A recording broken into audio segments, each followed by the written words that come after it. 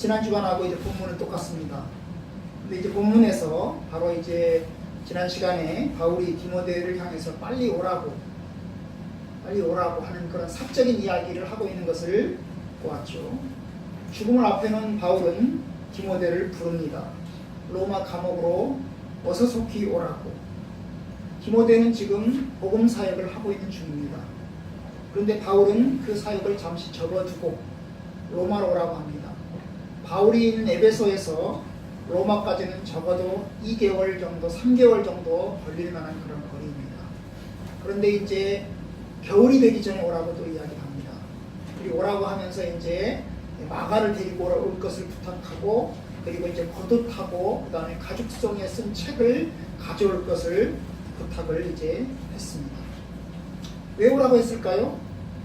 그냥 단지 보고 싶어서 오라고 한 겁니까?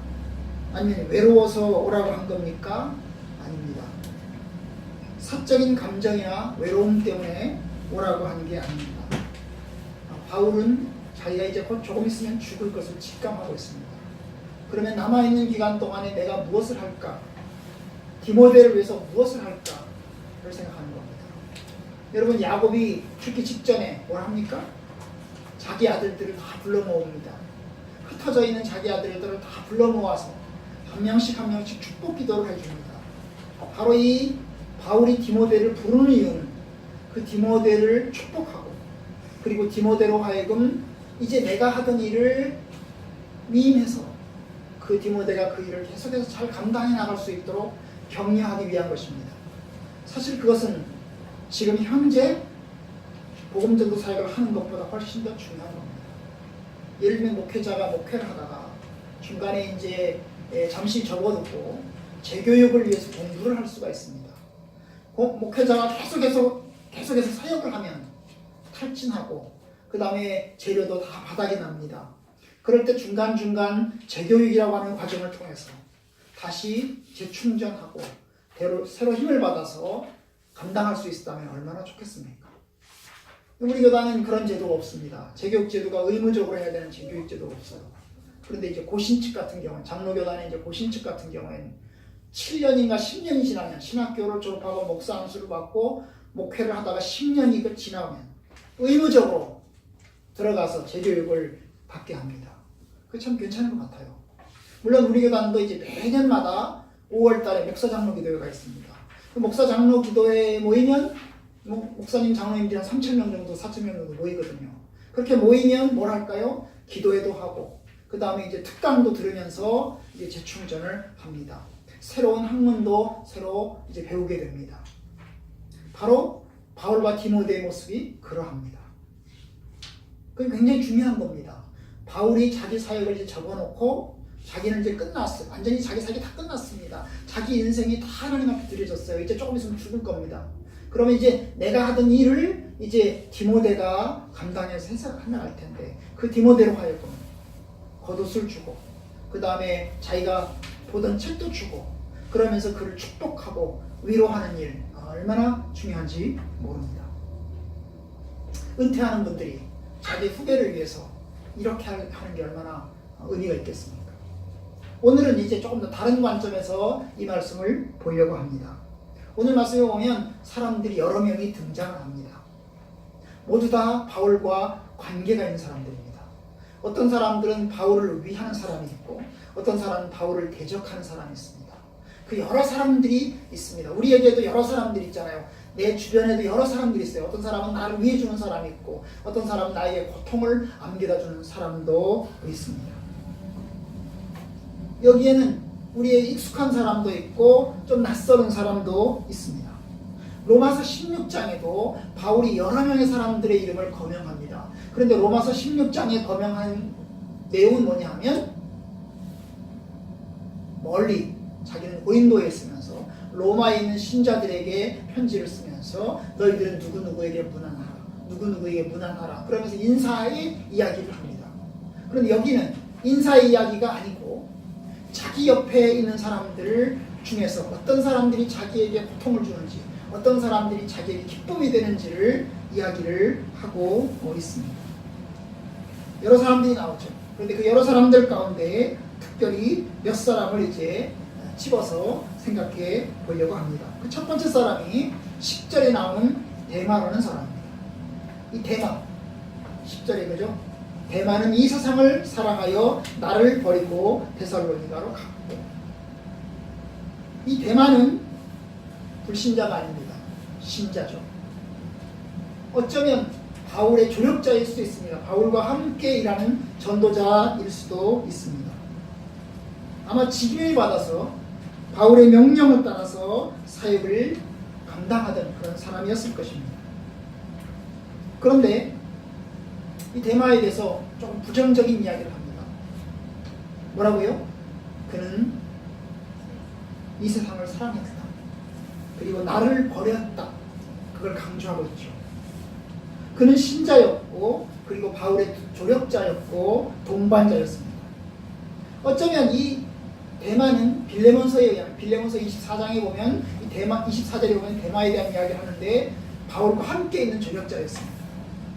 그런데 이 데마가 이제 바울을 버리고 떠나간 것입니다.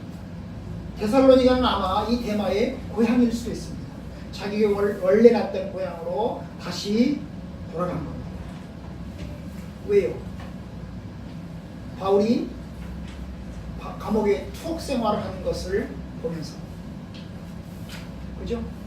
함께 고난받는 것이 싫었던 것입니다. 그래서 데마는 바울을 떠났습니다. 데살로니가로 가버렸습니다. 바울은 그가 떠난 이유를 세상을 사랑하여라고 이야기합니다. 데마가 떠난 것은 그냥 몸이 떠난 게 아닙니다. 그의 마음이 떠난 것입니다. 그는 현실 세상을 사랑해서 그는 돌아간 것입니다. 그가 불신자로 돌아갔는지 아니면 그냥 돌아간 상태에서 신자의 모습을 그대로 가지고 있는지는 이야기하고 있지 않아요. 그러나 어쨌든 간에 바울을 내버려 두고 그는 떠나갔습니다. 바울이 보내서 간 게 아니고 본인이 알아서 떠나갔습니다. 나를 버리고 떠났다. 얼마나 마음속에 배신감을 토로한 것입니까? 그죠? 그는 세상을 사랑하여 나를 버리고 떠났다. 그는 세상을 사랑하여 갔다. 이렇게 얘기하지 않고 그는 세상을 사랑하여 나를 버리고 갔다. 그렇게 얘기하고 있습니다. 바울은 이 데마를 보면서 깊은 상실과 상처를 입었습니다. 그렇지 않아도 죽음을 앞에 놓고서 여러모로 힘겨운데 그의 조력자까지 떠난 것입니다. 그게 그의 큰 고통이었습니다. 물론 이해가 됩니다. 힘드니까. 바울과 함께 뒷바라지를 하는 것이 쉽지 않으니까. 계속해서 그 고난이 계속되는데 얼마나 그 고난이 오래될지도 알 수 없으니까 힘들었을 것입니다. 지칠만도 할 것입니다. 그런데 그는 떠났습니다. 마치 돌밭에 뿌려진 씨같이 혹은 가시덤불에 뿌려진 씨같이 되고 말았습니다. 또 한 사람 봅시다. 그 반대입니다. 11절에 나오는 또 한 사람 봅시다. 누가만 나와 함께 있느니라. 바울 옆에 있는 사람은 누가입니다. 데마와는 정반대입니다. 데마는 떠나갔습니다. 근데 이 누가는 끝까지 바울 곁에 남습니다. 여러분 아시는 대로 누가는 의사이고 그리고 누가복음과 사도행전을 쓴 저자입니다. 그는 바울의 동역자로 끝까지 남습니다. 이 사람은 예나 지금이나 돈 벌 수 있고 안정된 생활을 할 수 있는 사람입니다. 그런데 그는 전도자로 투신했습니다. 아마 어쩌면 바울이 몸이 약했기 때문에 바울을 도와주는 전도자로 함께 아마 투신했을 것입니다. 사도행전에 보면 바울이 2차 전도 여행을 할 때 이 누가가 출발하고 있는 것을 보게 됩니다. 사도행전 16장에 처음으로 등장하는데 사도행전 16장 9절 10절 어간에 보면 우리라는 말이 나옵니다. 우리. 이 우리라는 말 가운데 사도행전에서 우리가 어디를 갔다. 그럴 때 그 우리라고 하는 이 말 속에는 바울과 이 누가가 같이 간 걸 이야기합니다. 왜냐하면 사도행전을 쓴 사람이 누가이기 때문에 우리라고 말할 때는 누가와 바울을 포함한 것입니다. 그냥 바울이 갔다 그럴 때는 바울이 간 거고 우리가 갔다고 할 때는 누가도 거기에 들어가 있는 거죠. 2차 전도여행을 2차 전도여행을 할 때 이 누가가 그 전도여행에 참여합니다. 그리고 이제 빌립보에도 가고 바울이 그 빌립보 감옥에 갇히는 현장도 그가 보게 됩니다. 그게 언제까지 나오냐? 사도행전 28장까지 나옵니다. 이 우리라는 말이 16장에 처음 등장을 해서는 중간중간에 약간 사라지는 것처럼 보이기도 했는데 28장에 보면 우리라는 말이 다시 등장을 합니다.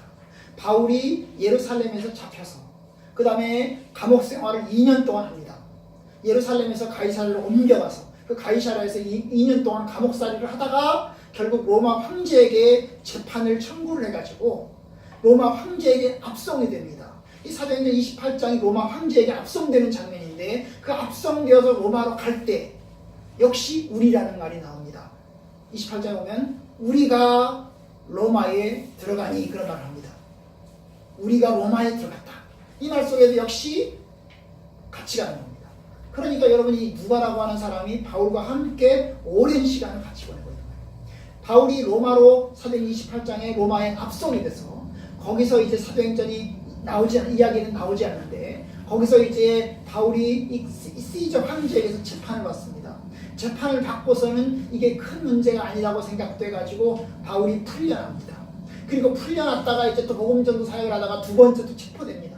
두 번째 체포되어서 또 감옥살이를 하다가 결국 거기서 죽습니다.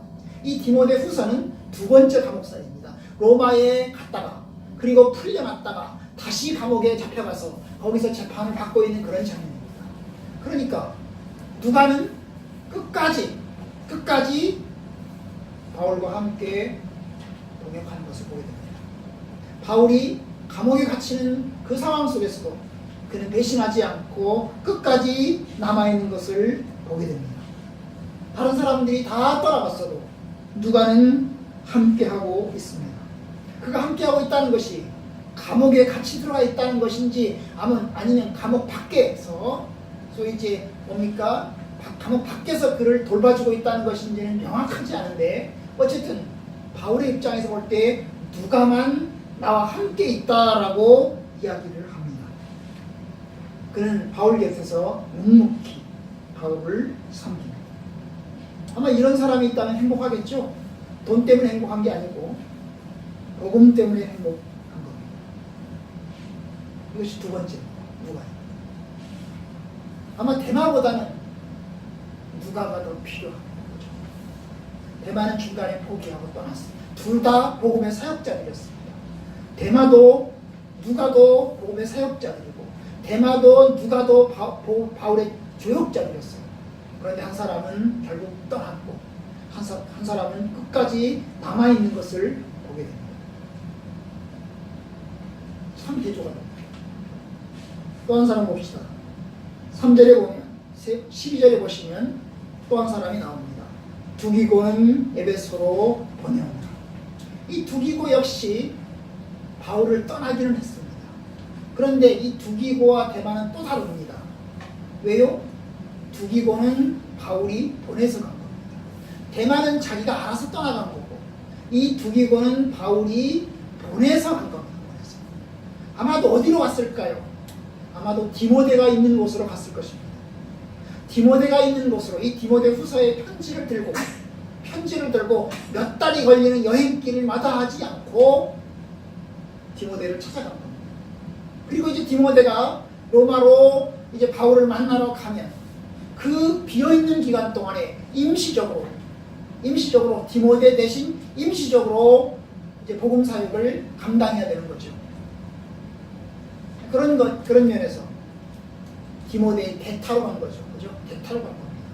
복음 전도 사역은 비워놓을 수 없으니까 디모데는 바울에게로 가고 그 비어있는 그 기간 동안 다시 디모데가 갔다가 다시 돌아오는 그 기간 동안에 대타로서 섬기기 위해서 그는 바울의 보냄을 받고 그는 간 겁니다. 임무를 받아서 그는 간 거죠. 바울을 떠나기는 했지만 대마처럼 본인이 알아서 복음전도 사역을 포기하고 가버린 게 아니고 바울이 가라고 부탁하고 권고해서 그는 간 겁니다. 결국 그는 몸은 떠나갔지만 마음은 함께하고 있는 것입니다. 몸은 바울의 명령을 받아서 이제 디모데에게 갔지만 그는 그의 마음은 바울과 함께 하고 있는 것입니다. 디모데나 디도만큼이나 두기고 역시 아주 중요한 역할을 감당하고 있습니다. 아주 성실하게 믿을만하게 일을 감당해 나갈 수 있는 그런 사람인 것입니다. 임시대타이지만 목사님들의 세계에서 임시담회장이라고 합니다. 임시담회장, 임시대타이지만 그래도 성실하게 끝까지 감당하는 믿을만한 지도자인 셈인 것입니다. 누가만큼이나 아주 중요한 조력자입니다. 이런 사람이 있으면 좋겠죠. 그래서 또 한 사람 봅시다. 14절에 보시면 구리세공 업자 알렉산더가 내게 해를 많이 입혔으며 주께서 그 행한 대로 그에게 갚으시리니. 여기 나오는 사람 알렉산더라는 사람이 나옵니다. 이 알렉산더는 바울에게 굉장히 고통을 안겨다 준 사람입니다. 대마만큼이나 고통을 안겨다 준 사람. 대마는 바울의 조력자였다가 그를 배신하고 떠나갔다고 한다면 알렉산더는 아마도 불신자인 것 같습니다. 그는 로마에 있는 사람입니다. 로마에 있는 사람으로서 바울에게 고통을 안겨다 준 사람이에요. 불신자로서 그에게 고통을 안겨다 준 사람이에요. 아마도 이 사람은 유대인일 가능성이 큽니다. 왜냐하면 바울에게 고통을 안겨다 준 수많은 사람들이 거의 대부분 유대인들이었기 때문입니다. 바울의 복음전도 사역은 유대인들에게 큰 방해를 받았습니다. 로마 사람들이야 복음을 잘 모르니까, 예수 그리스도를 잘 모르니까 그렇게 비판하지 않았어요. 그런데 이 유대인들은 여호와 하나님만 믿는데 예수님을 갑자기 이야기하니까 핍박을 하기 시작했죠. 그래서 엄청 핍박을 했어요. 사실 바울이 끝까지 고통을 받았던 그 고통스럽게 했던 사람들은 유대인들이었습니다. 바울이 가는 곳마다 쫓아다니면서 돌멩이를 들고 몽둥이를 들고 다니면서 바울을 때리고 죽이려고 했던 사람들이 다 유대인들이었습니다. 예루살렘에서 그가 잡히게 된 이유도 유대인들 때문입니다. 로마도 가게 된 이유도 유대인들 때문입니다. 유대인들이 계속 고소고발을 하는 겁니다. 바울을 고소고발을 해서 유대인들에게 큰 고통을 입었습니다.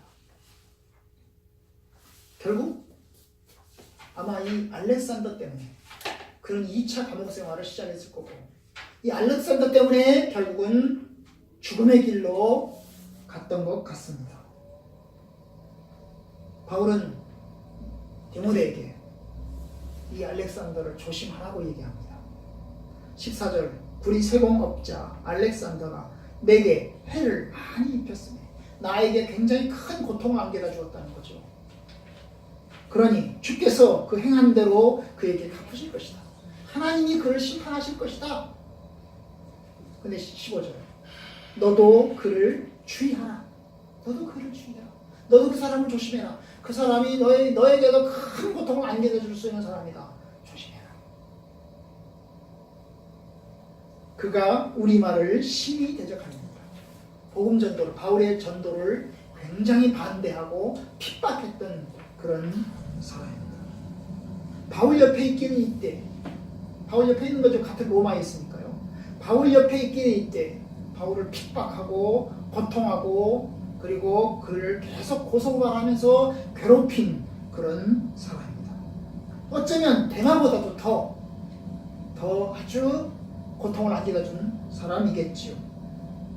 바울을 이 지경으로 만든 사람입니다. 바울을 끝까지 물고 늘어져서 바울에게 큰 어려움을 가져다 준 사람입니다.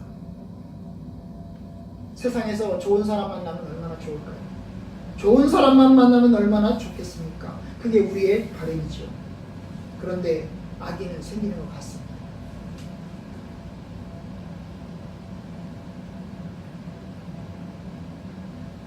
바울 옆에 있는 여러 종류의 사람들, 이런 사람도 있고 저런 사람도 있습니다. 우리에게 큰 고통을 주는 사람도 있고 우리에게 기쁨을 주는 사람도 있습니다. 우리에게 배신감을 안겨주는 사람도 있고 우리에게 큰 위안이 되는 사람도 있습니다. 우리가 믿을만한 사람들도 있습니다. 이런 상황 속에서 우리가 세상을 살아갑니다. 아마 이 바울의 모습은 저와 여러분들의 모습과 똑같습니다. 우리 옆에도 이런저런 사람도 있습니다. 우리에게 고통을 주는 사람도 있어요. 그 사람을 참 보면서 너무나 상처를 받아서 얼굴도 보고 싶지 않고 그럴 수 있습니다. 근데 어떤 때는 어떤 사람 우리에게 큰 기쁨과 위로를 안겨다 줍니다. 우리는 그런 상황에서 어떻게 해야 될까요? 결국 위로를 받으면서 고통을 주는 사람 쳐다보지 말고 위로를 주는 사람들을 보면서 걸어가야 되겠죠. 그렇죠. 동시에 우리가 이제 다른 사람들에게 고통을 주는 사람인가, 아니면 위로를 주는 사람인가, 대마 같은 사람인가, 아니면 누가 같은 사람인가, 알렉산더 같은 사람인가, 두기고 같은 사람인가 생각하면서 참으로 누가 같은, 두기고 같은 사람이 되어야 되겠습니다. 적어도 대마 같은, 그리고 알렉산더 같은 사람은 되지 않기를 진심으로 원합니다. 모두 다 좋은 사람이 되기 원합니다. 나도 좋은 사람이 되어서 좋은 사람으로서 내 옆에 있는 사람을 격려하고 위로해 줄 수 있는 사람, 누가처럼 끝까지 배신하지 않고 신실하게 믿음으로 남아있을 수 있는 그런 사람 되기를 원합니다. 그것이 하나님이 기뻐하는 사람입니다. 그것이 하나님께서 우리에게 바라는 것입니다. 우리가 어떤 사람이 되어야 될까? 하나님이 바라는 사람, 위로하고 격려하고 끝까지 섬기는 그런 사람입니다. 기도합시다.